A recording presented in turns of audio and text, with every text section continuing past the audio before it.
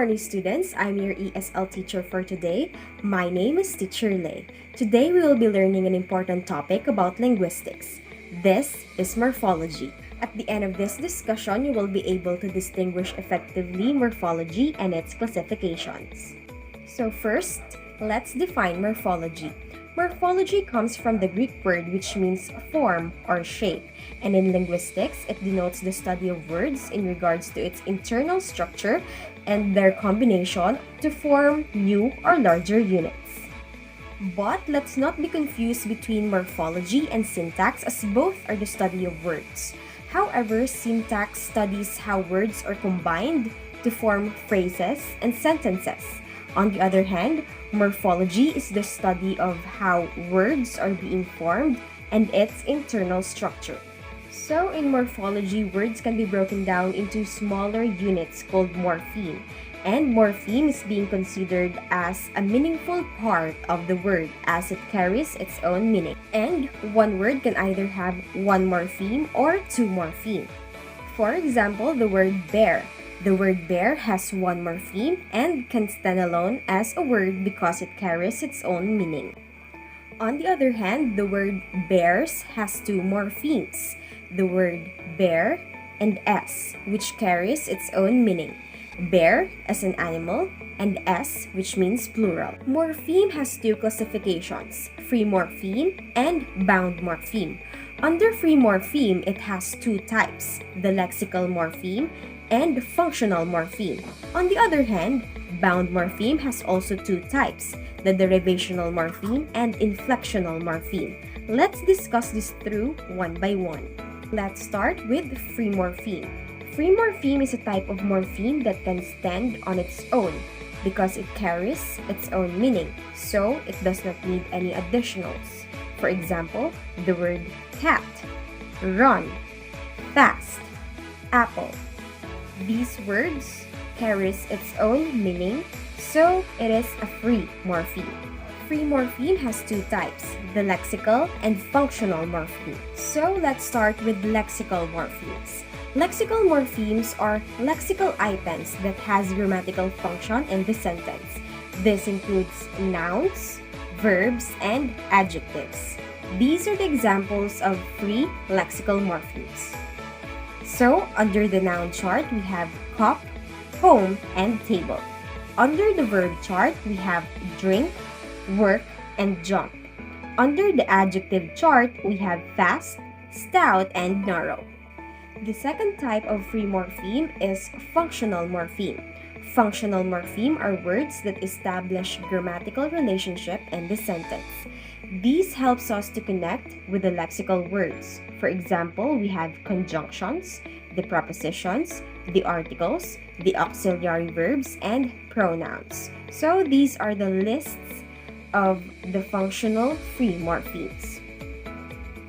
So that was free morpheme and its two types. Let's jump off to bound morpheme. Unlike free morpheme, bound morpheme cannot stand alone as a word by themselves.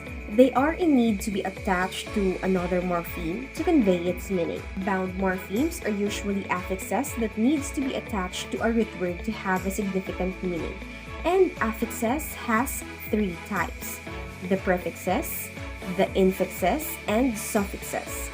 Prefix is being added before the root word, infix is being added inside the root word, and suffix is being added after the root word. Also, bound morpheme has two types, the derivational morpheme and inflectional morpheme. Let's talk about the derivational morphemes first. Derivational morphemes are morphemes that, when added to another morpheme, it changes the grammatical class of the word. The grammatical class of the word includes noun, pronoun, adjective, or adverb.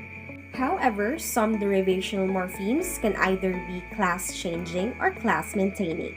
Let's look at this example, the word drive and driver. The morpheme that is being added to the word drive, the ER, is considered as bound derivational morpheme and is class-changing because it changed the grammatical class of the word from verb to noun. The word drive is a verb, and after we have added the morpheme er, it changes its grammatical class to noun. For another example, we have the word valid to invalid. The word valid is an adjective, and after we have added the morpheme in, it does not change its grammatical class. So, the morpheme in is a type of derivational bound morpheme that is class maintaining. Now let's move on to the second type of bound morpheme, the inflectional morpheme. Inflectional morphemes are morphemes that are used to indicate aspects of grammatical function of a word. It may indicate plurality, shows possession, indicate tenses, or indicate degree of adjective. These are the examples of inflectional morphemes. First, we have the word boys. S is an inflectional morpheme that indicates plurality, the word boy. Next, we have the phrase boy's book. The apostrophe S in the word boys is an inflectional morpheme that indicates possession of the boy to the book. Next, we have the words coming, reached, and eaten. The morpheme ing, en, and ed are type of inflectional morphemes that indicates tenses for past, present, and future tenses. Next, we have the words happier and happiest. The morpheme er and est are types of inflectional morpheme that indicates degree of adjective. So that's for our topic for today. Now, let's test your understanding.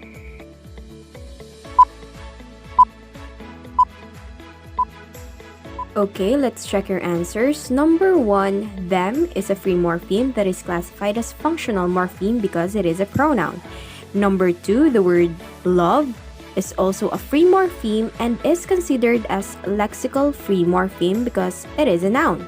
In number 3, the word lovely has 2 morpheme and the morpheme ly is a bound morpheme classified as a derivational bound morpheme because it changed the word's part of speech from noun to adjective.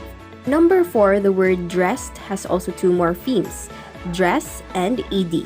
The morpheme ed is a bound inflectional morpheme because it modifies the tense of the word. In number 5, the word adjustment has 2 morphemes as well, adjust and meant.